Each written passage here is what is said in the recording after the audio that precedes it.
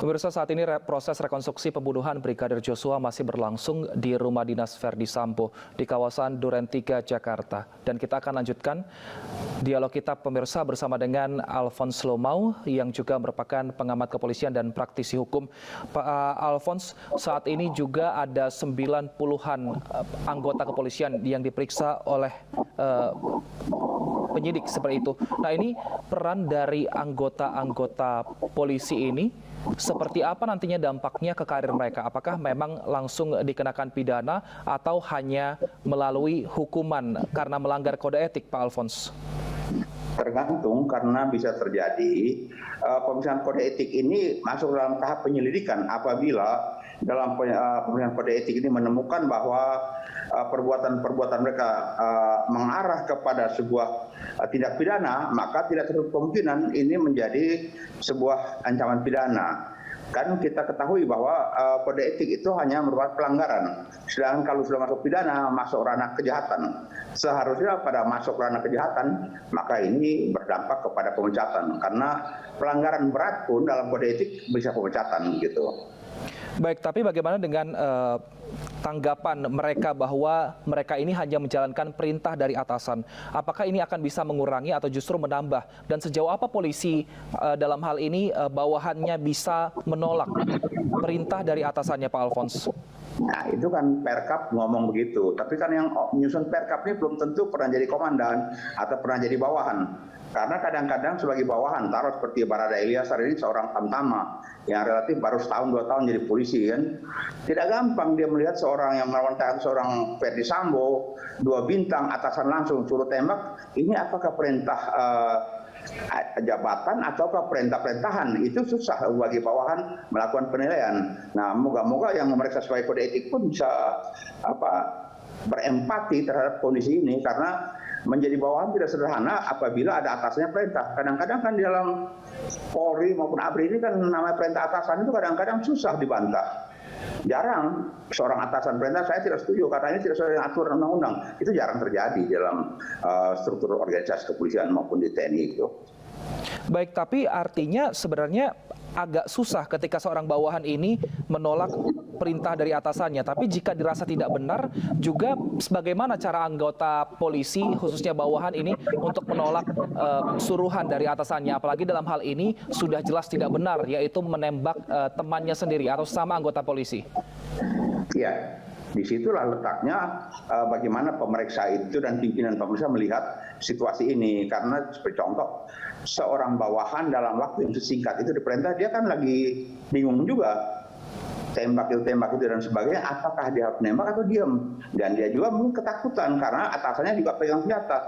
Bisa jadi atasannya rada-rada kurang parah begitu dia suruh tidak, atasannya nembak juga. Nah, ini ketakutan beralaskan karena bisa terjadi hal serupa itu. Nah, dalam kondisi serupa itu bagaimana si bawahan tersebut diperiksa dan dia berargumentasi, dan si pemeriksa pun merasa bahwa argumentasi yang diberikan oleh bawahan ini sesuai dengan kemampuan analisa otaknya dia, memang situ kelasnya. Karena tidak sama atau seorang bawahan tamtama, bintara, perwira menengah maupun perwira tinggi itu berbeda cara melakukan penilaian. Contoh beberapa orang perwira tinggi kan, kalau perwira tinggi kalau dia bilang ini perintah atasan, itu ada kurang berotak karena itu sudah top level management yang harusnya dia tahu perintah ini apa perintahnya sah atau tidak gitu. Tapi kalau tamtama agak sulit seorang bawahan sebagai tamtama menolak perintah begitu. Baik, nantinya pihak kepolisian melihatnya ini seperti apa, khususnya pihak penyidik? Apakah nanti bisa menjadi bahan pertimbangan juga untuk mengurangi dalam hal ini bawahan-bawahan anggota kepolisian yang menjadi suruhan seperti itu, atau seperti apa nanti, Pak Alphonse? Penyidik pada hakikatnya cuma membuat berita acara terhadap apa yang dilakukan oleh para pelaksana ini. Dia tanya jawab, pelaksana menerangkan, kemudian dalam menerangkan tersebut dia penyidik menyusun unsur-unsur perbuatan tersebut apakah memenuhi unsur pidana. Nanti untuk bisa ringan dan tidaknya itu nanti di persidangan bagaimana para pelaku ini punya pengacara berargumen untuk membela kliennya. Jadi penyidik pada hakikatnya dia berita acarakan aja apa adanya. Dia formulasikan saja pembunuhan. Contoh dia pembunuhan dengan perencanaan. Bisa terjadi pada saat di persidangan pengacaranya Jeli bisa bilang, taruhlah si Nyonya FCS ini juga belum tentu jadi pembunuhan dengan perencanaan, belum tentu bisa terjadi. Nah itu tinggal bagaimana pengacaranya Jeli melihat berbagai tindakan dan berbagai situasi kebatinan pada saat kejadian tersebut, sehingga bagaimana yang bersangkutan itu ikut dalam perencanaan. Baik, Pak Alfons, kita juga akan dengarkan bersama laporan dari rekan kami yang ada di rumah dinas Ferdi Sambo, tepatnya di kawasan Duren 3. Sudah ada rekan Nadia Raisa di sana. Nadia, saat ini kami melihat bahwa Ferdi Sambo baru saja tiba di rumah dinas Ferdi Sambo. Ini adegan apa yang sedang diperagakan? Ya, Wilson. Ya, Wilson, untuk saat ini di belakang saya merupakan rumah dinas Ferdi Sambo yang terletak di Jalan Duren 3 yang merupakan TKP kedua untuk rekonstruksi pada hari ini. Lalu saat ini kami melihat, Nadia, ada Ferdi Sambo yang baru saja tiba di lokasi. Adegan apa yang akan dilakukan oleh Ferdi Sambo? Mereka kecewa karena tidak bisa melihat langsung rekonstruksi yang akan dilakukan. Semua tersangka hadir untuk melakukan rekonstruksi. Ya, Wilson, di sini bisa kami sampaikan bahwa memang cukup ramai dan kami juga sulit untuk memantau dari sini. Tetapi untuk di rumah dinas Duren 3 tempat saya melaporkan ini, tentunya ada adegan pembunuhan Brigadir Nofriansah Yosua Huta Barat, dan tidak hanya Ferdi Sambo saja yang akan datang ke sini. Tentunya 4 tersangka lainnya juga akan tetap dihadirkan di sini. Ya, Wilson. Baik, Nadia, lalu saat ini sudah berapa adegan yang dilakukan di rumah dinas Ferdi Sambo? Udah belum, Bang?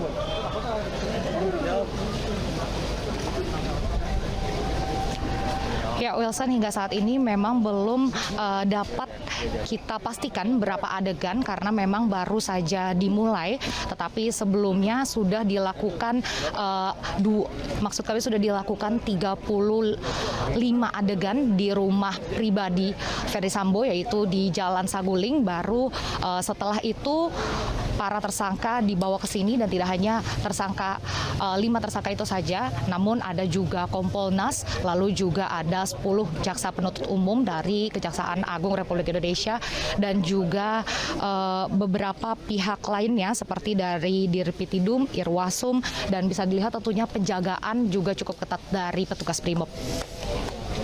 Nadia, di rumah dinas Ferdi Sambo ada beberapa ruangan. Apakah sudah diketahui di mana saja rekonstruksi akan dilakukan? Apakah juga melingkupi halaman atau kamar atau di mana saja?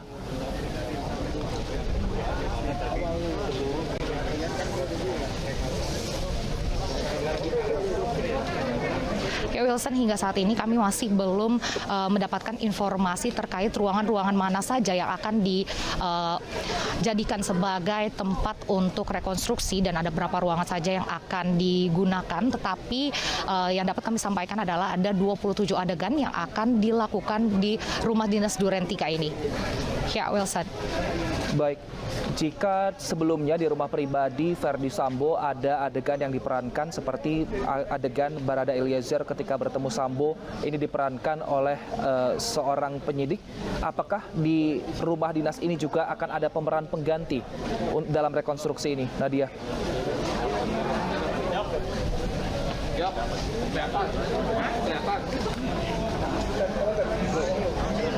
Baik, Wilson, menurut informasi yang kami dapatkan, Barada Eliezer akan tetap mengikuti rekonstruksi. Namun jika ada adegan yang berhadapan langsung dengan Ferdi Sambo, menurut informasi yang kami dapatkan, Barada Eliezer akan digantikan oleh tim penyidik.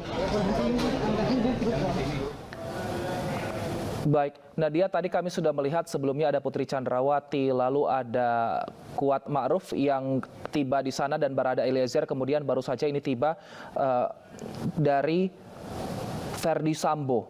Nah, lantas seperti apa jalannya nanti rekonstruksi di sana? Kira-kira sampai pukul berapa rekonstruksi ini akan berlangsung?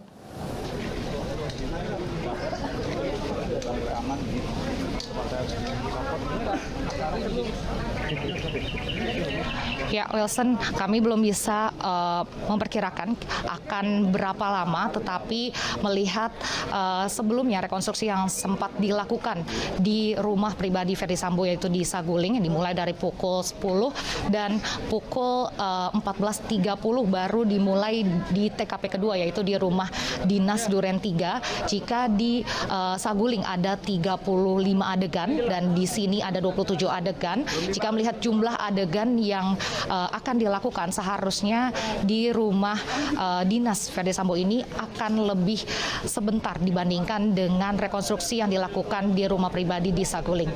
Ya, Wilson. Baik, terima kasih Nadia atas informasinya. Kami juga akan mengupdate kembali seperti apa kondisi di sana kepada Anda. Selamat bertugas kembali. Kami lanjutkan pemirsa perbincangan dengan Pak Alphonse Lomau. Pak Alphonse, saat ini tidak hanya anggota kepolisian yang terlibat dalam kasus ini, namun juga ada Putri Chandrawati yang merupakan istri dari Ferdy Sambo. Nah, untuk Putri Chandrawati ini sendiri, seperti apa nanti proses hukumnya ke depannya? Ya, proses hukum memang sangat mengarah siapa berbuat apa yang Ferdy Sambo kerjakan, pada saat mengerjakan tersebut, sejauh mana si Putri istrinya itu ada dan mengetahui, dan yang terjadi yaitu ada orang yang mati tertembak dan siapa yang melakukan penembakan. Di situ nanti masing-masing bertanggung jawab atas perbuatan apa yang dilakukan. Apakah merupakan pelaku utama, ada yang membantu, menyuruh atau menyuruh melakukan atau turut serta melakukan. Itu kategori-kategori pelaku yang nanti kita bisa lihat dari masing-masing punya perbuatan. Dan terhadap perbuatan-perbuatan itulah nanti dipersangkakan yang pasal pidana pembunuhan ini. Penetapan kategori pelaku ini apakah saat persidangan atau mungkin dari saat ini rekomendasi dari penyidikan juga nanti kepada pihak jaksa, Pak Alphonse? Pada saat penyidikan itu sudah ketahuan siapa pelaku, siapa yang membantu, siapa yang menyuruh melakukan, dan yang turut melakukan. Pada saat penyidikan sudah ketahuan. Kan misalnya ada yang berdiri-berdiri saja, mungkin pembiaran. Atau pada saat itu ada yang mungkin bantu bersihkan orang tempat supaya hilang, menyulitkan TKP dan sebagainya. Karena ini kan masing-masing berbuat apa itu sudah disusun dalam berita acara nantinya. Baik, jika anggota polisi ini ada dua hukum yang menjerat, ada hukum pidana lalu juga ada kode etik kepolisian. Lantas kalau untuk PC sendiri apakah memang hanya pidana atau mungkin pidana tapi lebih berat karena memang tidak dikenakan kode etik, Pak Alphonse? Sebenarnya kode etik itu kan buntutnya cuma untuk pemecatan. Kalau pidana kena otomatis pemecatan, karena namanya pidana itu kejahatan sih. Kalau kode etik kan pelanggaran. Nah, kalau pelanggaran itu sifatnya lebih ringan daripada kejahatan, kan begitu. Jadi sebenarnya kode etik itu mestinya dia masuk ke dalam konsep penyelidikan. Begitu kumpul-kumpul data, wawancara dan sebagainya loh. Oh, ini ada peristiwa pidana, ini orang termasuk dan sebagainya. Stop kode etik, nggak usah lagi ngomong kode etik, buang waktu kan, masuk ke penyidikan. Sebagai apa dia di situ, kan begitu. Baik, pemirsa, saat ini kita juga menyaksikan banyak sekali anggota polisi, TNI dan juga pihak kepolisian yang berjaga dalam rumah dinas Ferdy Sambo di kawasan Duren 3. Pak Alphonse, tadi kita juga melihat dalam rekonstruksi ada banyak sekali anggota di sana. Sebenarnya adakah aturan siapa saja yang boleh ikut dan berapa orang dalam proses rekonstruksi yang sedang berlangsung? Ya, memang ini kalau kita lihat rekonstruksi ini sudah kayak adegan film aja, opname maupun sebuah video syuting film. Sebenarnya tim olah TKP sangat terbatas, sangat sedikit. Jadi jangan bikin semacam karena transparan jadi semua orang datang berkeliaran, nggak ada juntrungannya. Ini kayak tempat pasar malam lama-lama. Nah, ini harus ada sebuah ketentuan, karena kalau kita belajar olah TKP itu kan dipasang nomor dan sebagainya, di potret dan sebagainya situasi TKP. Kalau orang terlalu ramai itu ngapain rame-rame? Nah, ini perlu dipikirkan karena sebenarnya tim olah TKP itu khusus itu. Baik. Tidak semua orang masuk ke TKP. Baik Pak Alfons, dalam hal ini kita lihat ada 5 tersangka, 4-nya memakai pakaian oranye, sementara Putri Chandrawati masih menggunakan baju putih. Meskipun statusnya Putri Chandrawati saat ini belum ditahan, tapi apakah memang ada perbedaan antara tersangka yang sudah ditahan dan juga tidak ditahan untuk pakaiannya dalam rekonstruksi ini, Pak? Sebenarnya kalau tersangka ya pakaiannya sama, tapi kalau toh pakaian tidak sama pun tidak menjadi soal penting karena mungkin penyidik punya pertimbangan tersendiri. Karena yang paling pentingnya itu mereka memerankan apa yang dikerjakan pada saat terjadi tersebut. Jadi mungkin kalau soal beda-beda pakaian, toh tidak beda ancaman hukuman. Mau pakaian orange pun, mau taruhlah seperti kemarin si Sambonya mau pakaian dinas bersidang pun nggak ada pengaruhnya karena toh putusannya pecat kok, begitu. Jadi soal pakaian jangan terlalu dipersoalkan, begitu. Baik, tapi saat ini PC juga belum ditahan. Alasannya kesehatan. Namun kita lihat saat ini PC dari pagi sampai sekarang masih segar, masih bugar untuk mengikuti rekonstruksi. Sebenarnya apa alasan polisi tidak menahan PC dan seberapa kuat surat sakit ini yang dimiliki oleh PC sehingga membuat dia tidak ditahan? Jadi pertimbangan ditahan tidaknya itu pertama agar yang bersangkutan tidak melarikan diri. Nah sekarang kan itu pertimbangan subjektif dari penyidik kan, apakah seorang PC wanita ini akan lari apa enggak? Kedua, seorang pelaku yaitu PC tidak akan mengulangi perbuatannya dalam soal sekarang ini. Ketiga, dia menghilangkan barang bukti. Kalau kita lihat dari ketiga alasan penahanan ya, rasa-rasanya kok ditahan sama nggak ditahan, lebih baik nggak ditahan. Memang ngapain nahan orang kalau memang nanti di persidangan saja baru masuk penjara sekalian kan, begitu. Ini kan cuma bikin suka-suka nahan kan jadi beban negara. Jaga perempuan lagi sakit-sakitan, nanti mati lagi ditahan, ngapain? Biarkan saja kalau dia tidak lari, nanti pada persidangan ditahan ya, diputuskan nanti ya baru masuk penjara. Jadi biasakan jangan selalu sedikit nahan orang, meres ya nahan, biasanya itu logikanya. Nah, biarkan wanita ini bebas saja, toh dia tidak melakukan lagi kan, tidak menghilangkan barang bukti kan. Nanti kalau memang nanti pengadilan ditahan sekian 10 tahun, masuk ke sana. Jadi memang tahan menahan ini kenapa sih? Kan ada rasio penahanan itu, yang tadi 3 alasan tadi saya katakan. Baik, tapi yang dikhawatirkan oleh keluarga Brigadir Joshua dalam hal ini adalah keluarga korban akan ada keterangan yang berbeda kembali, baik itu di saat penulisan BAP, pemeriksaan, bahkan hingga nanti persidangan. Lantas baiknya apa yang dilakukan penyidik agar keterangan Putri Chandrawati tidak berubah-ubah, Pak Alfons? Mau berubah 1000 kali pun nanti di persidangan itu kan nanti kan hakim akan bertanya sesuai dengan apa yang di berita acara.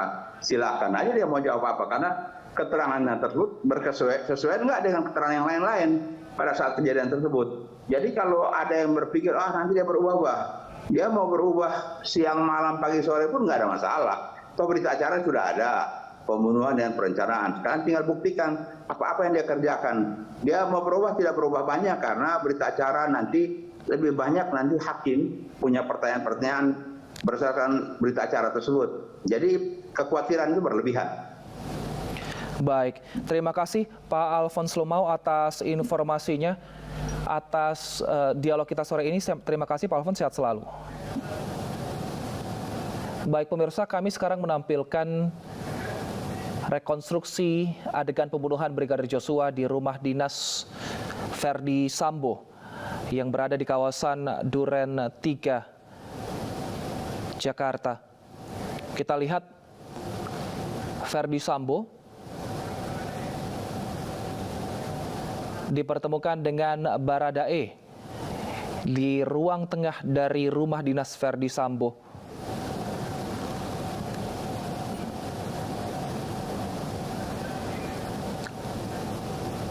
Diduga di tempat ini, Verdi Sambo memerintahkan Barada Eliezer untuk menembak Brigadir Joshua. Di sini juga terlihat Putri Chandrawati terlibat dalam adegan yang sedang diperagakan oleh Verdi Sambo. Memang pemirsa, saat rekonstruksi yang dilakukan di rumah dinas Verdi Sambo ini, penyidik juga melibatkan Kompolnas dan juga pihak Komnas HAM untuk memantau secara langsung jalannya proses rekonstruksi. Informasi yang kami dapatkan untuk di rumah dinas Verdi Sambo akan ada 27 adegan yang diperankan 5 orang tersangka.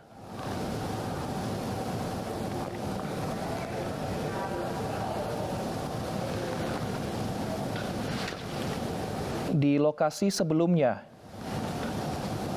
peran Barada Eliezer ini digantikan oleh orang lain ketika berhadapan dengan Verdi Sambo.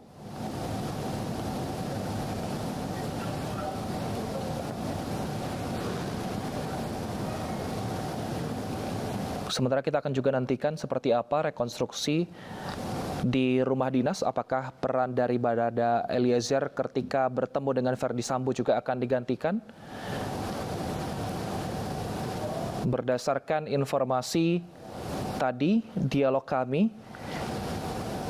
bersama dengan Reza Indragiri, psikolog forensik, menyatakan bahwa penggantian peran dari Barada Eliezer adalah untuk mengantisipasi adanya tekanan secara psikologis kehadiran Verdi Sambo terhadap Barada Eliezer. Sementara itu, inilah visual yang kami dapatkan dari luar rumah dinas Verdi Sambo, di mana pengamanan cukup ketat dilakukan oleh pihak kepolisian.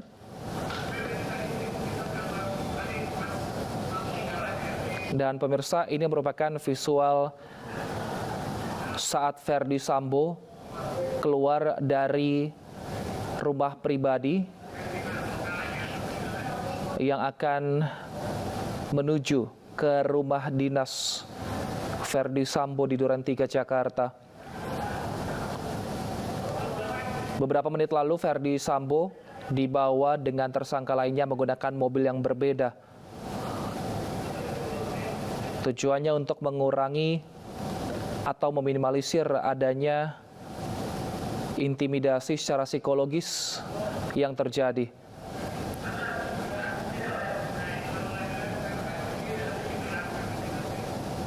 Dan pemirsa, saat ini sedang dilakukan reka adegan di rumah dinas Verdi Sambo.